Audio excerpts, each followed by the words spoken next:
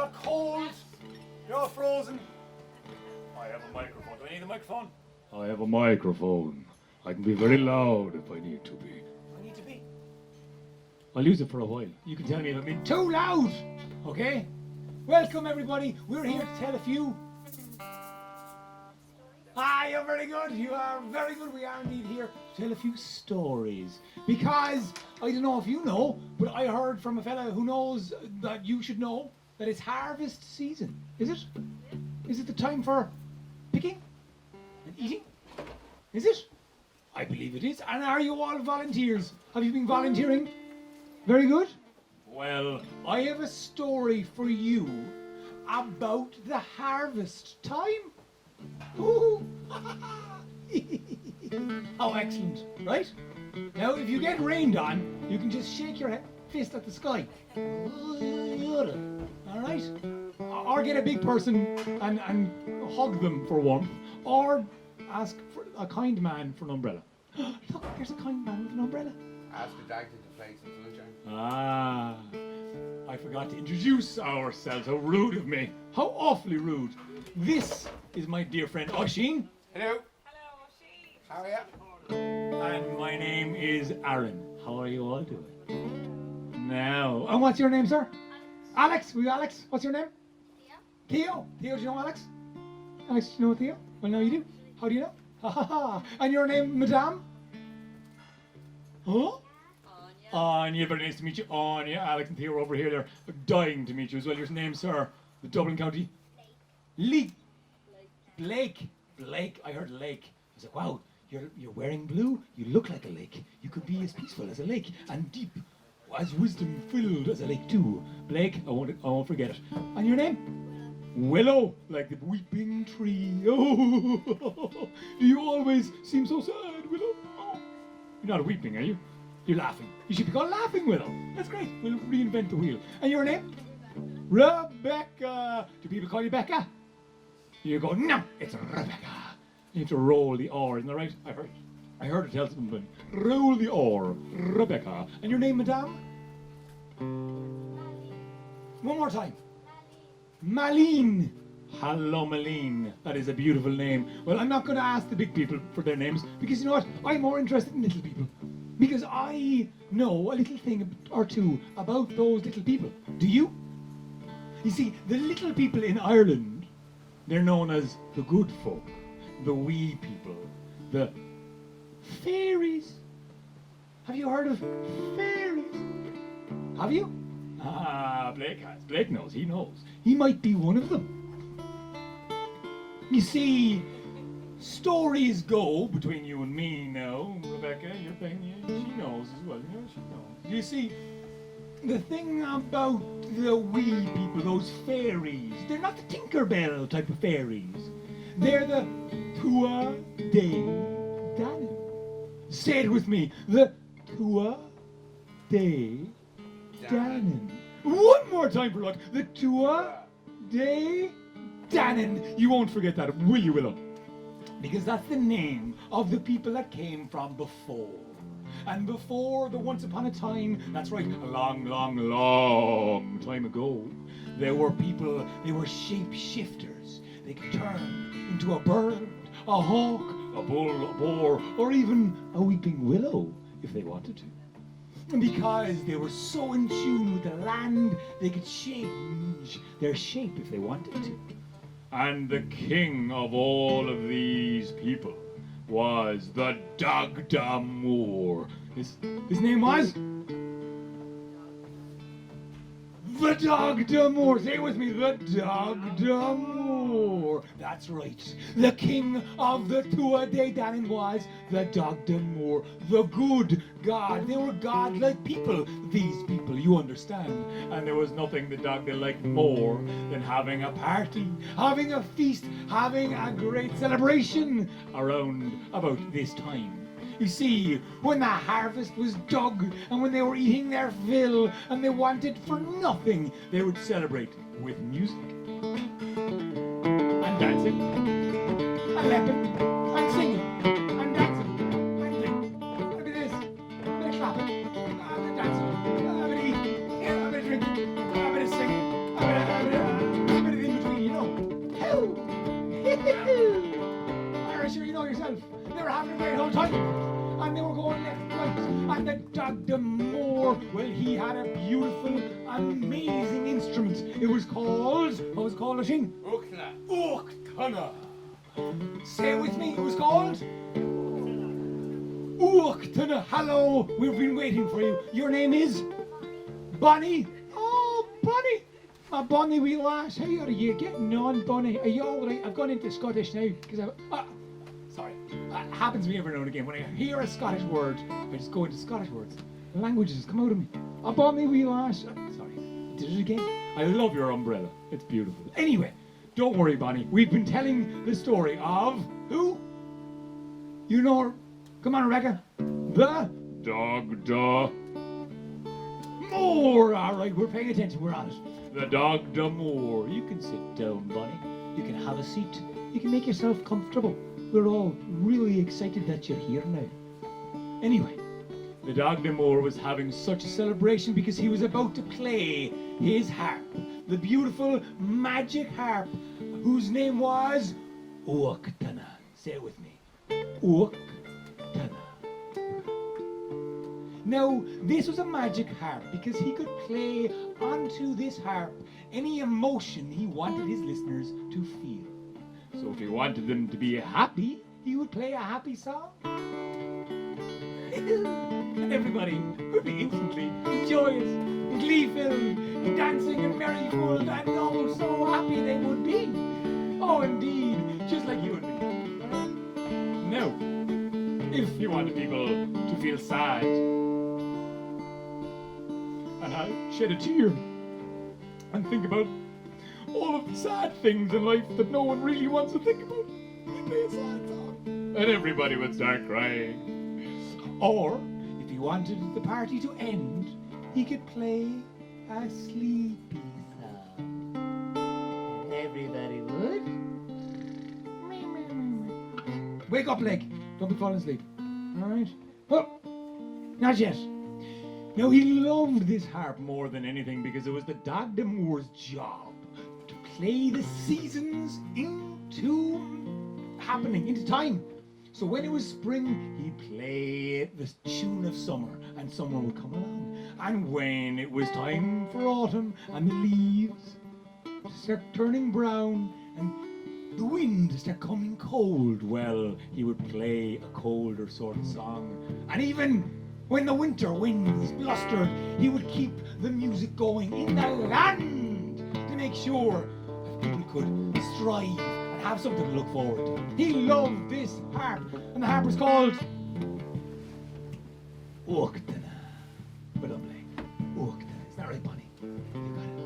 You see, Uchtana was his pride and his joy, and everybody that was gathered around, much like you are right now, found joyous times with the harp and with the Dr. Moore. But one harvest feast, there were monsters,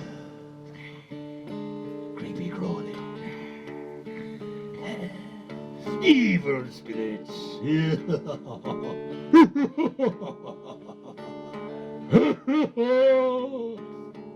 Hiding in the corner, and nobody saw them. And they crept out.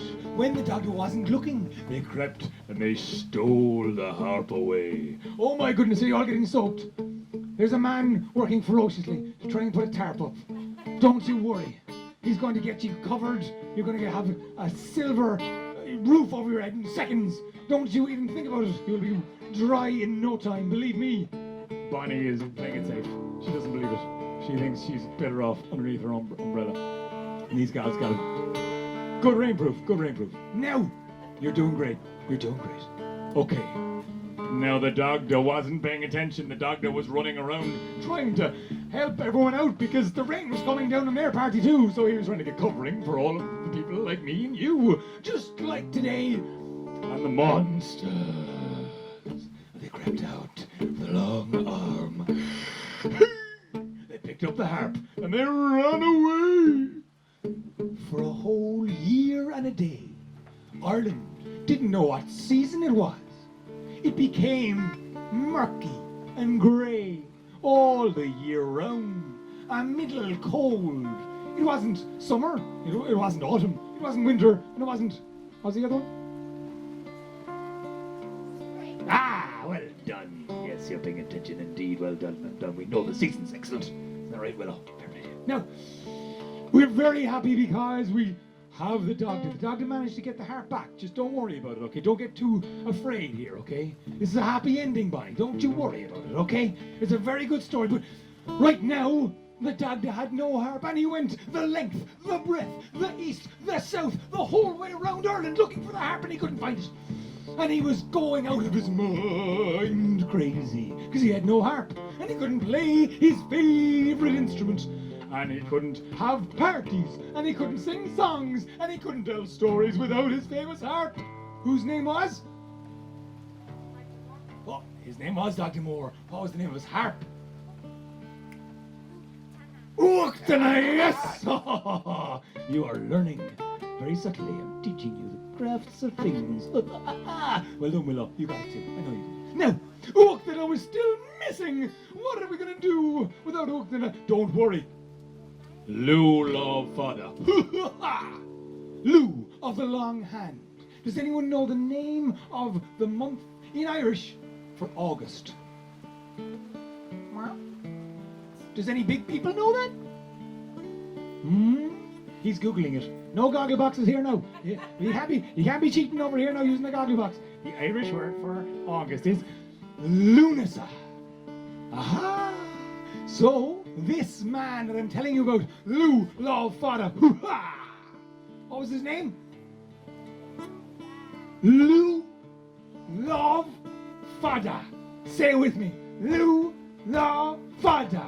Well, he gave his name to the month of August because that was when he was so full of sunshine and happy all the time.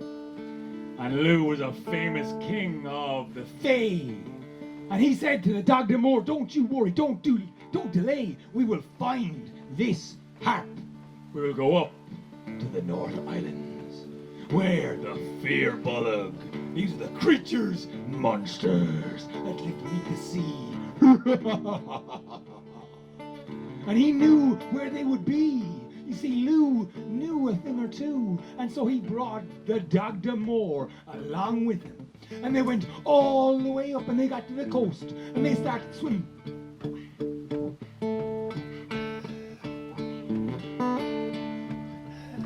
It was a long swim out to Tory Island. And when they got to the cliffs, and the wind buffeting, and the rain lashing, and the waves crashing on the cliffs, whoa! They didn't know what to do, so they climbed their way up onto the land. And this was the land of the Four Morians. Great big monsters, cyclopses, one-armed, one-legged, one-eyed. They hopped around the place, swinging at you. Big scary monsters.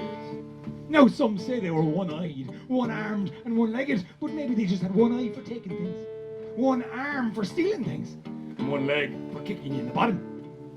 All right, well, huh? Whichever way it was, they knew that they had stolen the harp of the doctor. And there was a great big castle, and it was nighttime. The sun was setting low over the horizon. You can all picture it in your movie palace. Also your mind's eye. Your movie palace? You can picture, right now, Bonnie, do it with me.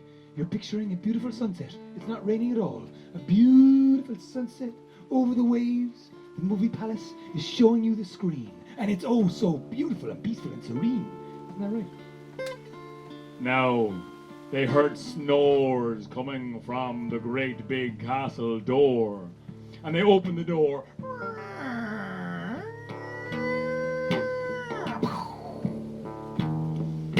And the rain came lashing down. Very atmospheric. And all of a sudden they saw all of the Fomorians, the creatures, those monsters, fast asleep. But there on the opposite side of the wall was the harp. The harp called? You know, Blake, you know it. Uchtana! It was Uchtana. Say it with me. Uchtana, because when the doctor saw that harp, his heart lifted, and he was so happy to finally see the magic harp he came all this way for. Now Lou said, whoa, whoa, whoa, whoa, whoa, whoa. Now, we have to be very quiet.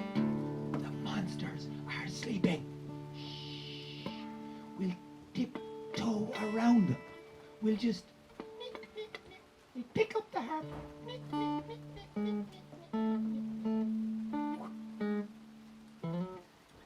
And then the doctor wasn't really listening, so he said, no, okay. We'll climb up on the walls, climb along the rafters, and grab the harp and climb back. So the doctor wasn't listening at all, because he knew if he called the name of the harp, it would fly up off the wall straight to him. So what do you think he called? Ook. Oktana! Say it with me one more time. Oktana! And the harp rose off the wall, hanging there, gleaming with sparkles and fairy dust, and it flew straight through the air and straight into the doctor's hands. Oh, he was so happy to have it back. What do you think happened then, though? He kept on to it this time. He had already lost it. You're on the same track as me, I'm pretty sure. What do you think happened when he roared the big roar?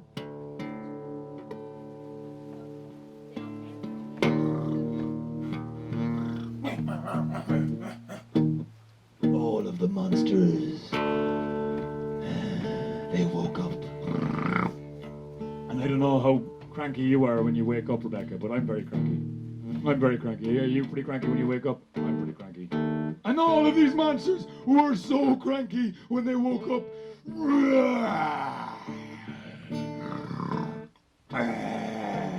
We're gonna grind your bones to make our bread, they said. We're gonna turn you into a toad with my magic hazel rod, they warned, and they ran towards them, taking out swords and spears and axes. But Lou, he turned to the doctor and he said, quick, quick, use your magic harp. Use the power and use it now. Play something.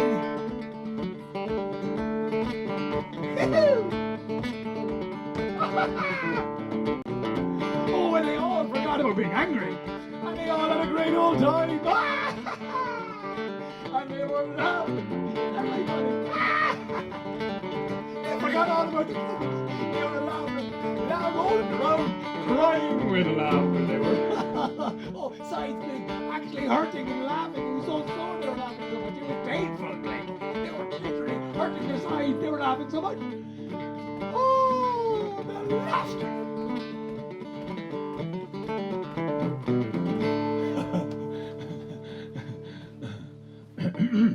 Huh?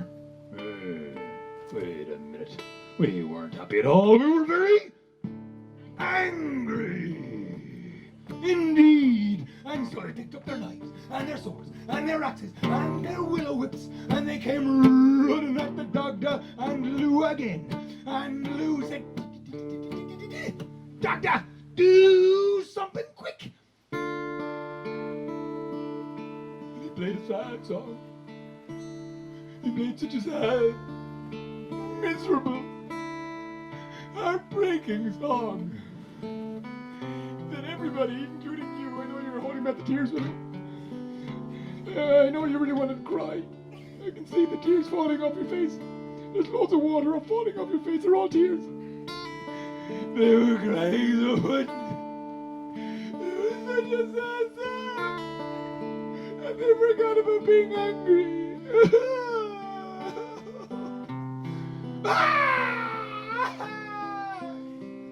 This is thing.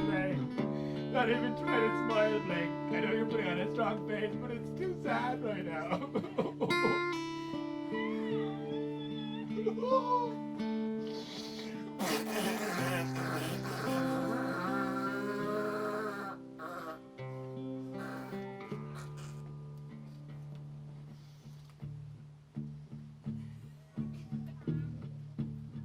But then he stopped playing. And they realized they weren't sad. In fact, they were even madder now. Nobody makes me cry without me wanting to cry first. And they picked up their knives, and they picked up their swords, and they picked up heavy objects to throw at them, and they came running at Lou and Dogda now. And Lou said, Dogda, will you do something that'll last 5 minutes, please? And sure enough, the Dogda played.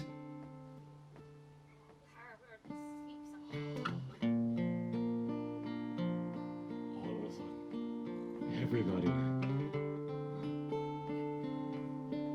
cross-eyed a little bit. Oh, they got a little bit wobbly. Oh, they forgot about being angry. And they got a little bit sleepy. Their eyelids. You know, it's really hard to keep your eyelids open. Like now. It's really hard to keep your eyelids open. You just, oh. I'm just going to close my eyes for 1 minute. It's just a power nap. And you're going to have a little nap. You just don't go anywhere.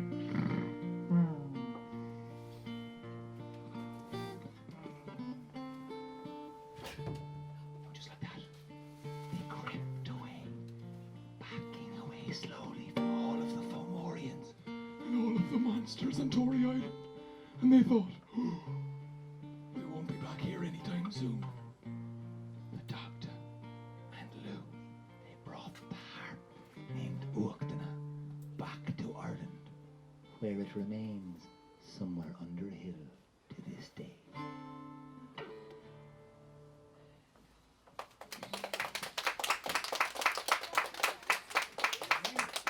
Now, you're a bit wet. It's all right. Fair play to you. I appreciate you bearing through the shower you got there. But don't worry, the clouds they're still there, but not raining anymore, so that's good. Now, did you enjoy that? Did you like that? Good. It's a solid good. A solid good. That is a solid average. All right. A good thumbs up. I like it. I like it. It could be worse. It could be bad. We don't like bad. Let's be honest. Now, there's another story of the Dogda Moor. Would you like to hear one more? Or would you like to hear a story of a different character? I'm here to please you, of course. Willow, what would you like? Oh, she doesn't know. Oh, don't put me on the spot like that. Oh my God, don't look at it. Oh my goodness. What about yourself? Oh, yeah. Oh, what other characters? Oh, I was only hoping she'd ask. Well, Bonnie, there are so many. What other characters from Irish mythology do you know? Fionn McCool. He was the leader of the Fianna. Oh, yes, indeed. I have a story for you, my Bonnie, my sweet girl. You see, the Fianna and Fionn McCool were the greatest fighting troop in Ireland. Well, one of them at least. Now, Fionn McCool, it was said he was 6 foot tall and 8 foot wide. He was a big man, he was a big man. Oh yeah, hands like shovels, feet like diggers, knees like turbine combustors. Oh, he was a big man. Scary. A bottom like a landfill. Don't even think about it. Now, the thing was, the Fianna were the most loyal, most trusting, most courageous and fiercest warriors of all time. And he only allowed the best in the Fianna. There was, of course, Diarmid. He was the pretty boy. He had a spot on his head. And any woman who saw the spot in his head would fall hopelessly head over heels in love with him. He realized this was a very inconvenient thing, so he used to grow his hair down like that. Hide from all the girls. But this is not a story about Diarmid. There was Gull McMornock, the one-eyed. He was a bit of a grouchy fella. But this is not a story about Gull. And then there was Conan Whale. This is Old Irish for Conan the Bald. One lad once rubbed his head and said, "Oh, your head, oh, it feels just like a baby's bottom." Punched the black eye. Went out the door because he was so strong. Conan Whale was huge, but he was one of the fighters and one of the hunters of the Fianna. And there was nothing they liked more than going out on a summer's day in Ireland, hunting wild game, sleeping beneath the stars as their roof, and picking berries, foraging, staying alive during the summer months on the coast of Ireland.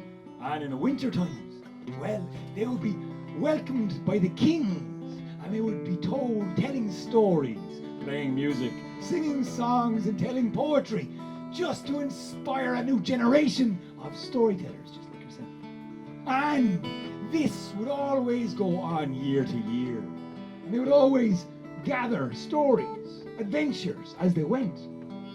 One adventure was about Conan Whale the Bald, and how it was that every year after this story, they had to shear his back of sheep's wool. Oh yes, you heard me right. Oh yes, indeed, you heard me, Willow. The man had a sheep's woolly back. I'll tell you how it happened. Will I tell you how it happened? I will. Now, you see, they were out hunting one day, and they were in a beautiful forest with oh so many green and sparkly trees. The sunlight was shining so mystically bright that they followed their footfall the way it would go, and before they knew what was going on, they were in a glade. They heard a noise, and they went peering between trees, and there they saw a beautiful house, so decadent and full and gorgeous. And a voice seemed to call, "Come on in, lads. Come on in, we've a spread laid out for you." They said, "Oh yeah." And their tummies grumbled. They were hungry. And the smell of a feast wafted in. All around the Fianna, who were hungry. Now Diarmid, with the pretty face and love spot, was there. Fionn McCool, with the shovel hands. Gull, the one-eyed, and the bald fella. Well, Conan Whale was so hungry, he didn't care. He ran straight through the door. He saw a huge spread. There was food of all shapes and sizes. There was turnips and carrots, as well as roast pork, beef, oh lamb, and he just began to grab the chicken and the beef and the meat and the spuds and the carrots and the potatoes and everything he could get his hands on. He piled the plate full and started eating and eating and eating. Now Fionn McCool came in, and I don't know if you know this, but when Fionn McCool was about your size, Blake, well, he once went fishing, and he caught a salmon known as the salmon of knowledge, and when he was cooking it, he burnt his thumb on it, and he got all the wisdom of this world and the next inside in his thumb. And so whenever he needed to know something, whenever he didn't trust his gut, whenever he was unsure and really not, well, a bit afraid or a bit sleepy, he would suck his thumb. He would suck his thumb. And instantly, the wisdom of this world and the next would be gifted into his mind. And he would know everything between this land and the veil that comes in between the other world and here. And he'd know all of the things, and he realized that this house was a trap. It was a trap. Oh no, Rebecca, it's okay, calm down. It was amazing. It was a trap indeed. And Fionn McCool said, no, don't eat a bite, lads, don't. It's a trap. The fairies, the fae, those two a day, there, after playing a trick on us and leaving a feast to trap us. We best not eat anything. Oh.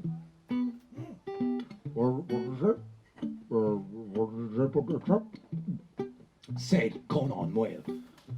And they went over to him, and he said, "Conan, don't eat a single bite. Come on, let's get out of here." And he said, "Okay, so," and he, leaning against the chair, tried to stand up. Oh no. Lads, I'm stuck. I can't get up. "Ah, Conan," they said, "I told you it was a trap. You shouldn't have sat down," they said. "It's a trap, you're stuck. By fairy magic, what'll we do?" Now the Fianna were the strongest men, and they each grabbed an arm. Diarmid on one arm, Gull on the other. Well, Fionn got 2 feet, and they pulled.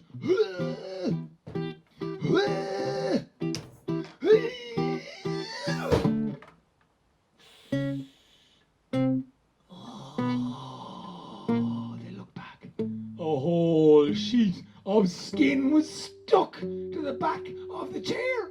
"Ow!" said Conan, running out the door. "Ow! Ow, ow, ow, ow, ow, ow, ow, ow, ow, running up and down so much that eventually Fionn said, "Calm down, would you stop? You'll wake the neighbours." So he saw a sheep nearby and he sheared the sheep. He took the skin off, and because he had a magic thumb, he pulled it into water.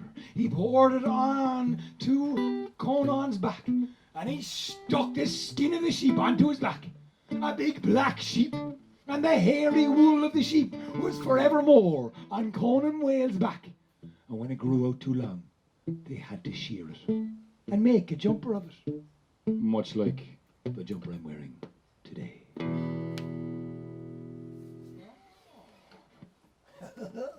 Now, how are we doing for time?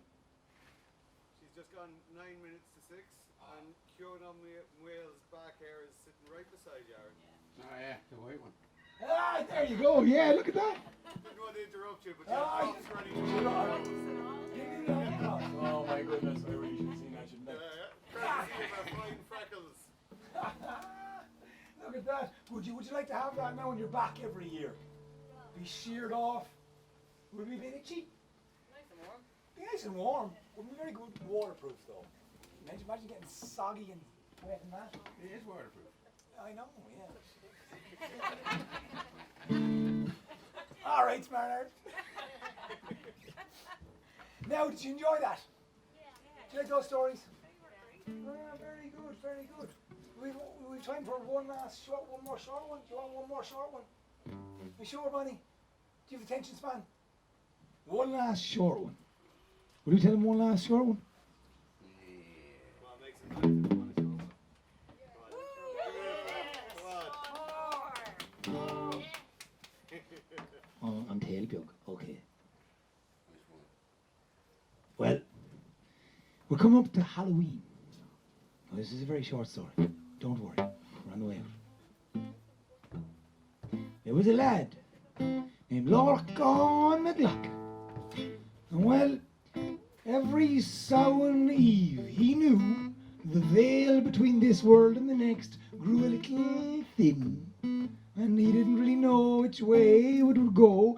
He was always told not to go out walking on the roads at night. But he was gone off walking. And this is the tale of Lorcan McLaughlin. Because he got lost when a mist descended.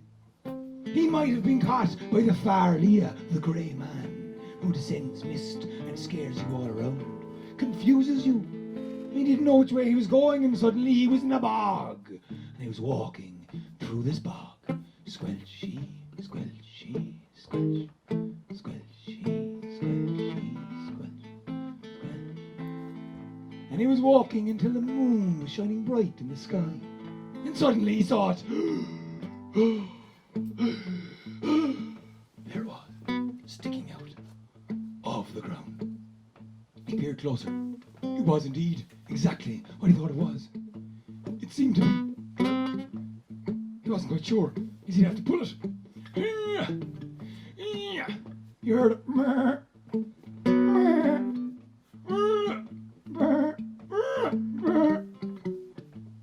He pulled and he pulled at this strange little thing sticking out of the ground, and when he pulled it out, it came out. And this was a tail of a sheep. And if he had had a bit more strength in his arms and been able to pull out the rest of the sheep, this tail would be a bit longer. I told you it was a short one. Now, guys, thank you so much. Thank you. And listen, well done all of you for helping out in this community garden. It's amazing. It's so beautiful. It's gorgeous. Yeah. It's really, really nice to see.